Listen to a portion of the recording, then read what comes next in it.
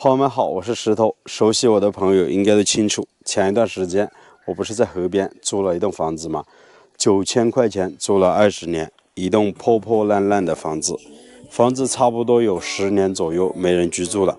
现在我们是准备改造这栋老房子了。今天师傅们都来到这边开始清理场地了。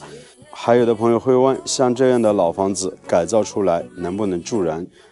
改造的费用到底大不大呢？那随着石头的镜头，我带你们去看一下我们是如何改造一些差不多10年没人居住的老房子。其实房屋的结构并不是很好，屋顶上的瓦片漏雨了，墙板损坏得很严重，楼板长时间被雨水浸湿，踩在上面都感觉要塌陷下去。房间里面满地凌乱的垃圾和一些杂物，走廊的过道堆满了杂物和树叶，还有不经意间掉落下来的瓦片。院子里厚厚的一层竹叶，也不知道尘封了多少年。在院子里，你偶尔能听见一些鸟叫声，似乎这里已经成为了鸟儿的天堂。从今天以后，接下来的一段时间里，我们主要的精力都是改造这栋老房子。这栋房子的主人家已经搬到城里面去生活了，房子闲置大概有10年左右的时间。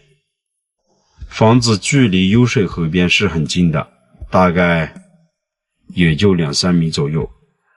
院子的门口有一处自行修建的码头，以前是用来做农业生产，从这边坐船的。现在村里面都没有船了，出行都靠坐车。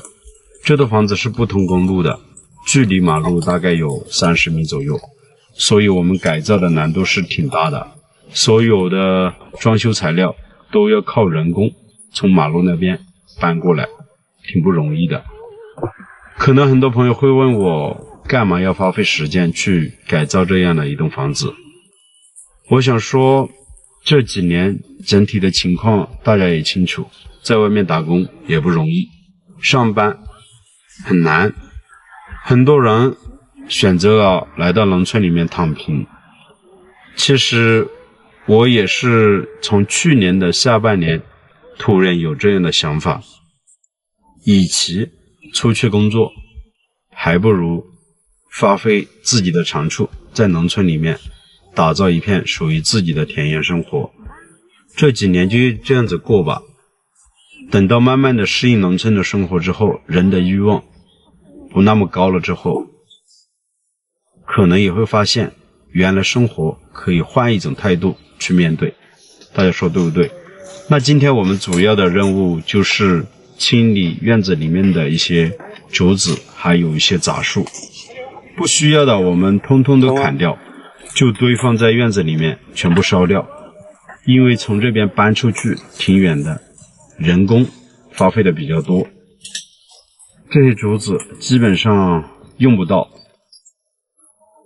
所以你也别问我这栋房子有什么设计，有多少的资金投入等等，我只能告诉你，整个院子的改造我们边做边看情况，哪里看着舒服就留下来，看着不舒服那就把它拿掉吧，就是这么简单。怎么喜欢怎么来怎么弄，反正房子是自己租下来的，按着自己的想法去做就可以了。我们刚刚开始砍竹子的时候，就迎来了村民的围观，他们实在想不通为什么会花费这么多的时间精力来改造这样一栋破破烂烂的木房子。其实有的时候我也不知道怎么去说服自己吧，也可能就是躺平吧。朋友们，那你们喜欢这样的生活吗？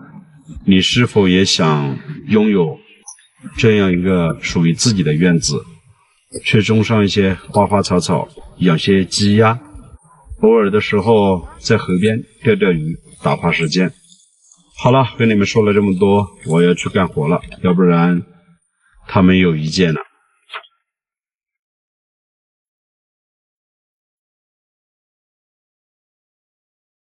从这边走进去就可以到这栋房子的院子了。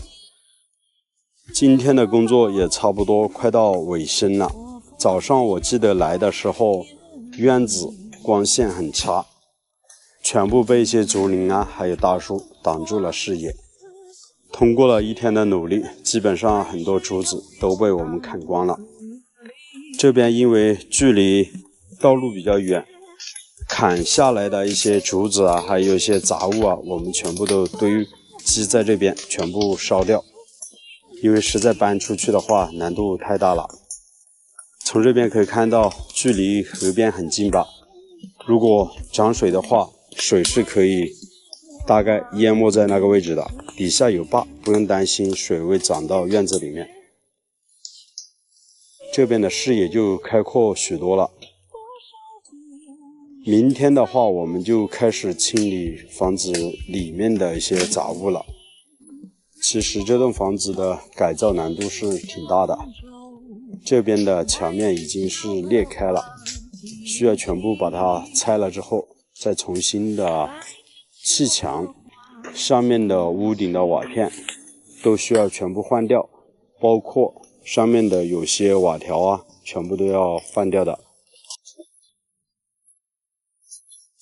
这后面是漏雨了，好多木板都已经全部腐朽了，烧都烧不燃。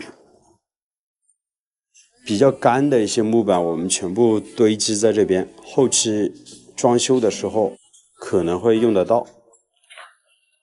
这边以前是床，架子已经不在了，上面盖蚊帐的架子已经不在了，看这些木板全部都已经坏掉了的，这边连墙面都没有了。这后面是可以修得出3个小房间的，给大家看一下啊。这块大概有个2-3米的这样子的一个横跨的一个宽度，可以修出来，这一排过去都可以修成卫生间啊、厨房啊，或者作为灶台啊都可以的。后面有座土坎，大概高3米左右。这边以前是猪圈旱厕，这个地方要全部封盖起来，上面的瓦片都需要全部换掉。这个位置是接起来的，这些砖的立柱需要重新全部换掉了，重新盖瓦。上面的瓦片我们打算全部换成那种瓷瓦，这种瓦实在太难检修了，2-3年需要检修一次。这边的墙板啊，长时间浸雨的话还是有点霉的，上面长了一层霉，打磨一下还是挺不错的。看了一下这栋房子的整体的结构呢，都保存的还比较好。像这些立柱啊、架子啊，重新打磨、重新上漆的话，应该是挺好的。这边的偏房连墙壁都没有了的。通过一天的努力，终于把院子外面的竹子啊，还有一些杂树啊，全部都砍掉，也清理了出来。那明天我们继续来清理房子内部的垃圾。好了，朋友们，这期的视频也就为大家分享到这里，喜欢请关注康居北岳，我们下期视频再见，拜拜。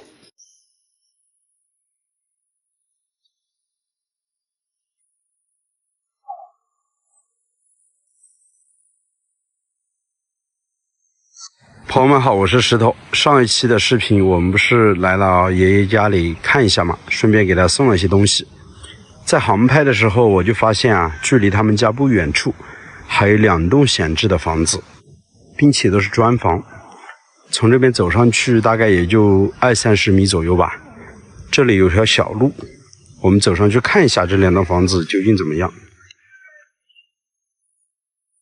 实际上车子应该是可以开到中间的这一段的，但是上面通过航拍我们看了一下，好像并没有通公路，也就是通这个毛坯路吧。所以车子我们还是放在爷爷家他们的院坝这边，步行走上去。这边因为是峡谷的底部，所以常年啊这条小溪流都有水。上面的寨子就比较大了，大概有60-70户人家，随处可见一些古老的楠木。这边有好大的一块铁皮啊，不知道以前是用来干嘛的。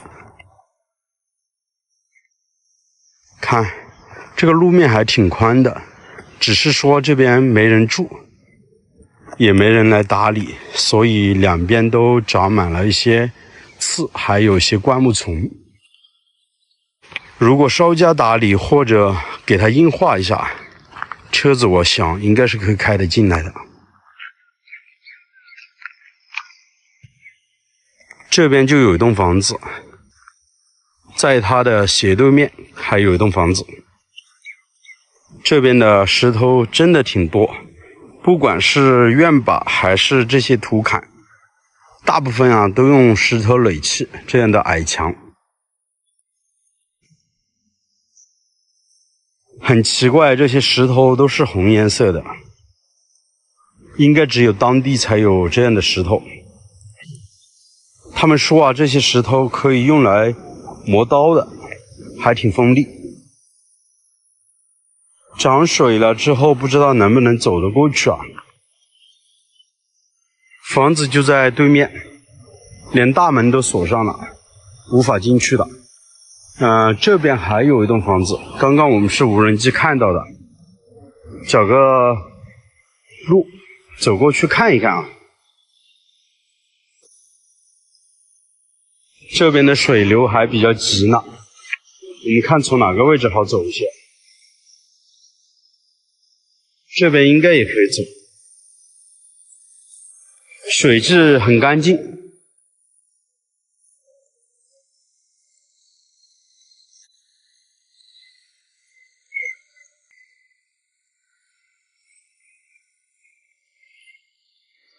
走过来了，到夏天直接可以在这样的小溪里面洗澡，挺凉快的。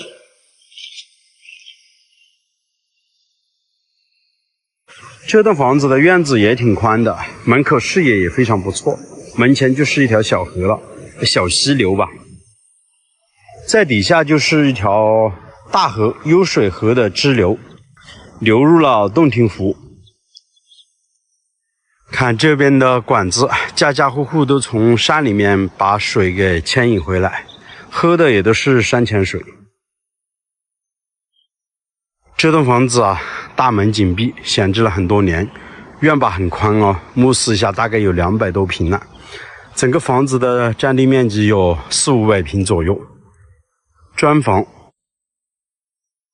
，3开间的正屋，加上这边有2间偏房，那边有1间，差不多是6间房。在这边甚至于可以从那个位置修路过来，这边搭建一座小桥，车子可以开到院坝，在这边做一个农庄或者养老，挺舒服。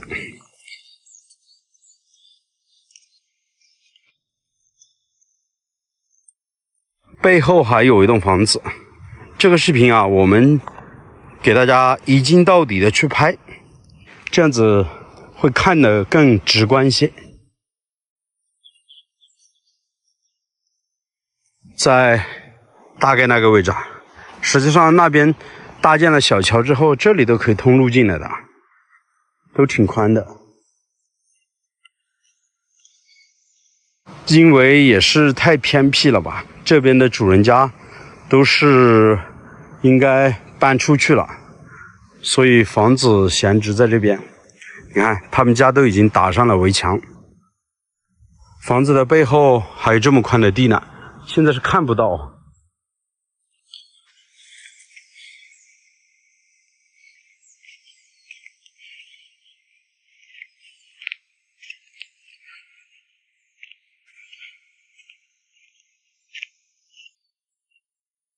这栋房子的环境也是非常好的，独门独院，院子很宽，门口也是小溪。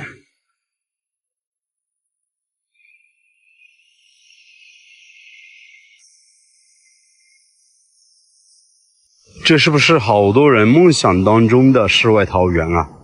把房子稍加的打理一下，门口种点花花草草，特别安逸的生活。这边还有一个平台，以前估计修的有一条小路过去的，但是这边常年日积月累，这些平台打的水泥呢，可能被小溪的水给冲走了，所以说目前估计我们要从这边的石头走过去。那边还有个人呢，不知道是在干嘛。刚才爷爷给我说，这栋房子也是没人住的。先走到这边吧，看能不能走得过去。哇，这边的小溪水清澈见底啊！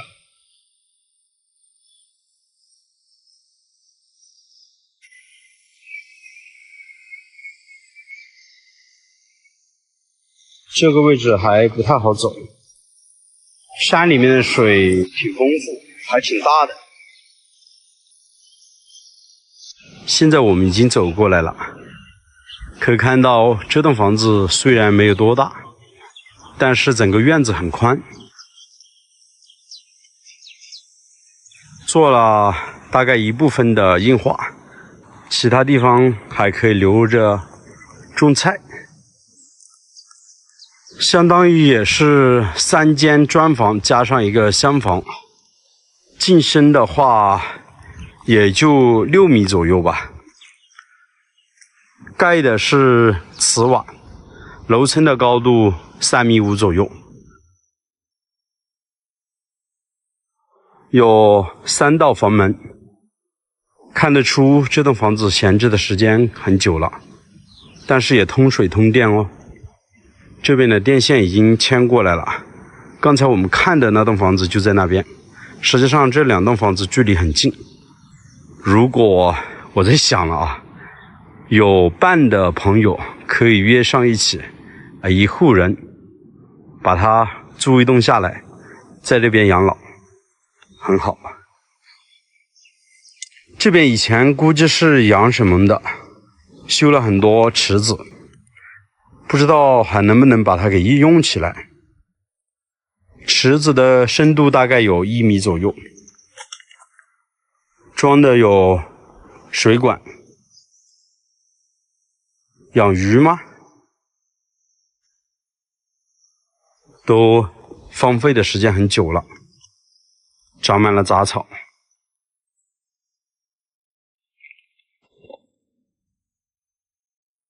这背后有个卧室，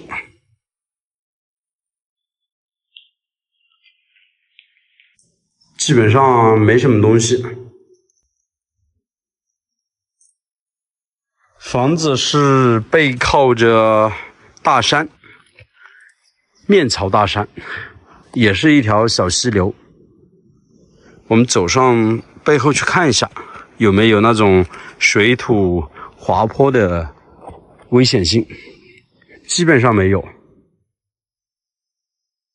这栋房子啊，确实需要打理了，要不然这些灌木丛杂草都长到瓦片上面，房子就很容易坏掉。在这背后啊，还有这么宽的地，独一户的人家。那边就是白云山的主峰了，海拔大概1000多米左右，这边的海拔差不多有700米，距离县城有30公里，距离镇上有8公里。进村的道路大概宽6米左右，交通还是挺便利，但是进来的道路比较弯弯曲曲，开车还是要注意一些。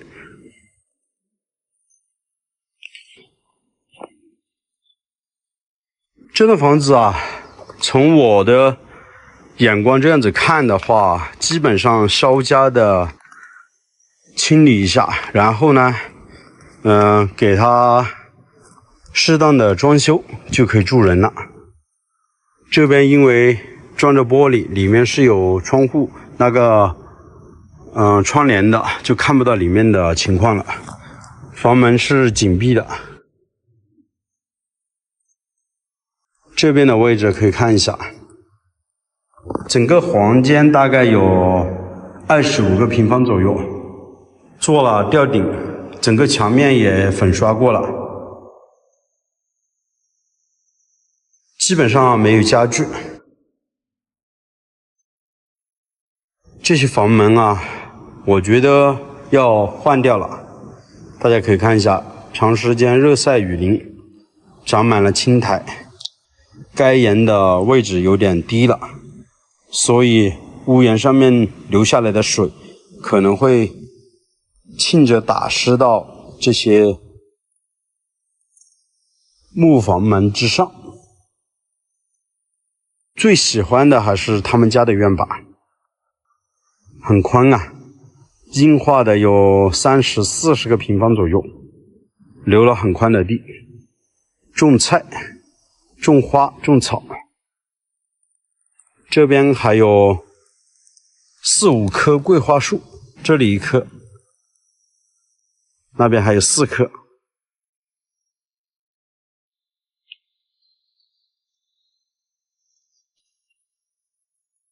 在房子的旁边有一个卫生间的，这是村里面统一修建的，我们就不进去看了。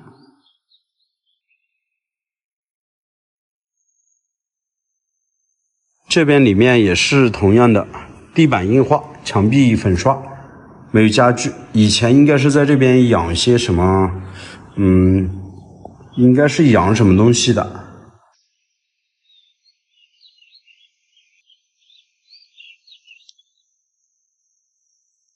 把它好好的利用起来，还是挺不错的。刚才我问了一下这位大姐，她说以前这栋房子是养那种小溪里面的石斑，但是现在不养了，所以地方是闲置了下来，而且闲置很多年了。如果有合理的价格，可以考虑给它转让出去。太喜欢这边的水了，清澈见底，真的想在这边洗个澡。朋友们，你们喜欢这样的环境吗？独门独院的房子，建在大山里面，白天很安静，到了晚上更安静了。门前就有一条小溪流，旁边的地很宽，不管是在这边种养，都是非常舒适的一个环境。好了，这期的视频也就为大家分享到这里，我是石头，喜欢我的视频请记得点个关注，我们下期视频再见，拜拜。朋友们好，这里是康居别院，今天石头又来大山里面为大家分享一些房子了。上一期的视频我们带了北京的一个大哥，在北阴山那边租下了一栋房子，1万块钱一次性把20年的房租都给交了。今天带他来山里面再看一栋木房子的改造。他说不知道怎么入手，那我们来现场看一下这栋木房子的改造过程。镜头前方的这栋木房子以前是一栋旧房子，花了24800从其他地方买过来，人工大概搬迁这块花了3万钱，差不多就是5万多6万左右，把房子重新给立起来。现在我们看到的都是经过打磨了之后重新上了一道漆漆。今天是叫了装修的师傅过来装木板铺楼板。我们先来房子的侧面看一下。今天是下雨啊，所以在外面搭建了一个棚子，这样子做工比较好一些。北京的大哥在那边特别的心动，他喜欢木房子。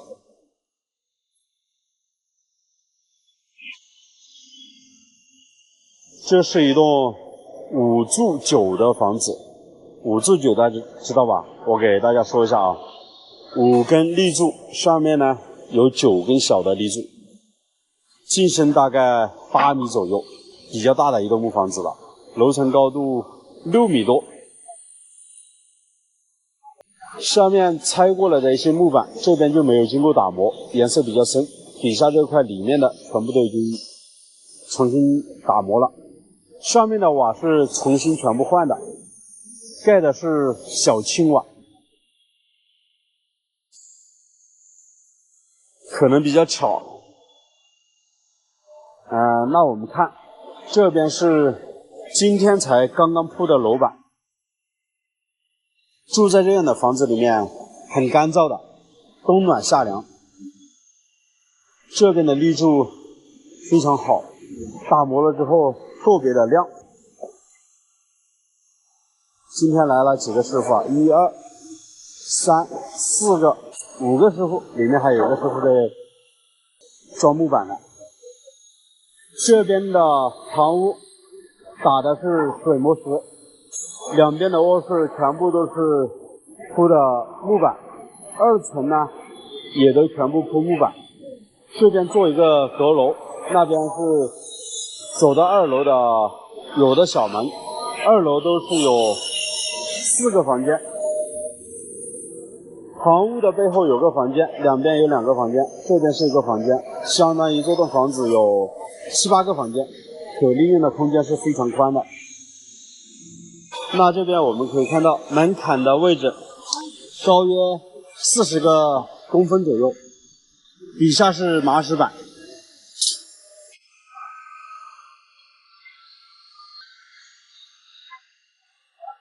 辛苦了，师傅。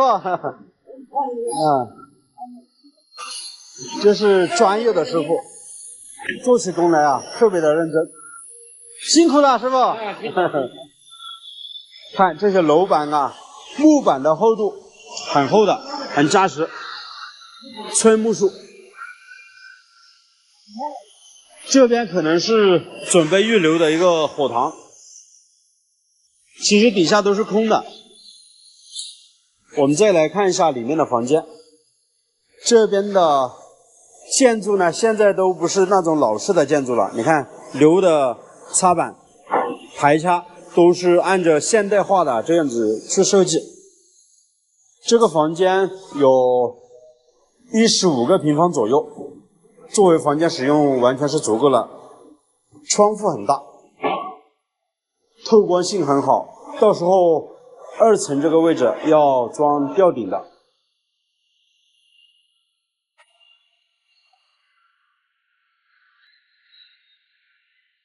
再来看一下这边，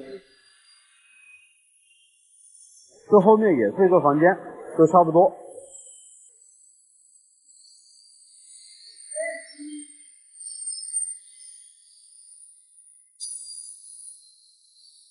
堂屋宽约30多个平方，这边也是作为像堂屋一家人的生活起居啊，在这边用的比较多，因为火塘就在这边嘛。那这栋房子的占地面积有300多个平方，是很宽的。以后这边就是阁楼了，这边会装上扶梯。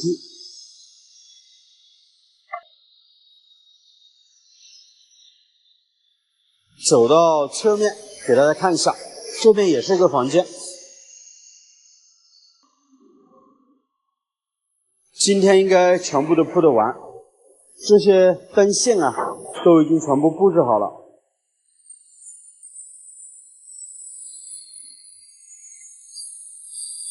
这边还单独留有一扇小门，以后这边是一个主卧，一个大房间，有个20多个平方，很宽的。那边可能会做一个全部落地窗，设计的很巧妙。这边就是砖结构的厢房了，有2个大房间，这是一个大房间，前面有个大房间，这边是作为洗漱用的地方，后面是一个厕所、卫生间。看这些灯线都已经布置好，以后这边可能会做硬化或者是铺瓷砖。我们走到房子的背后去看一下。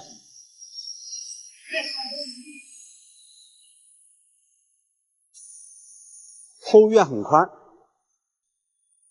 房子背靠着大山，环境还是挺不错的。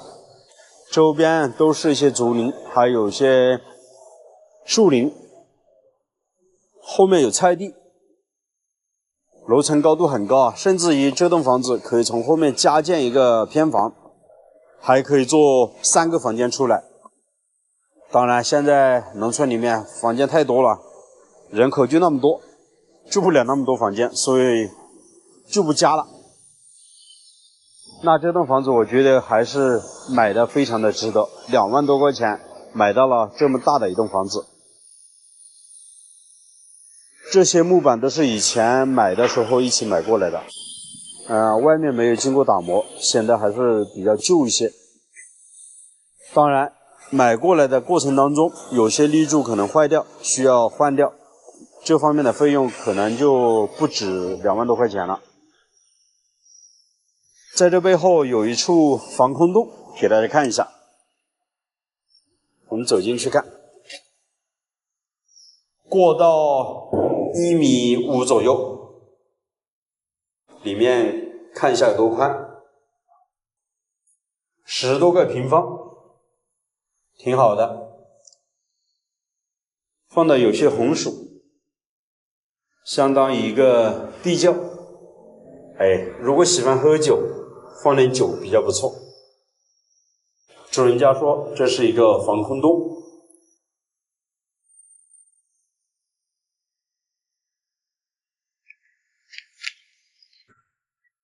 把灯给关上。那这栋房子我刚才和主人家大概算了一下，从买过来再重新立起来再装修，可能要花费10多万左右。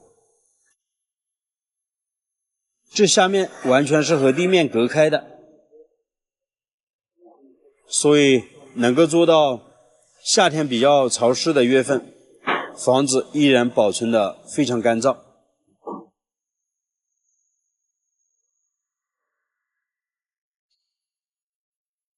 这边还有一个偏房，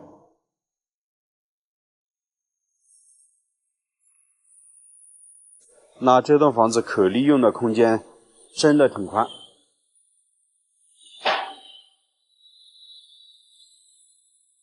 他们家的地势很高，视野很开阔。实际上他们家都已经建了小洋楼，但是感觉还是木房子住起来舒服一些，所以又重新建了一栋木房子。给大家看一下他们家的视野。小山村里面建这样一栋木房子，是不是非常的安逸？院子很宽啊，100多个平方。好了，朋友们，你们喜欢这样的木头房子吗？我是石头，喜欢请关注康居别院，我们下期的视频再见，拜拜。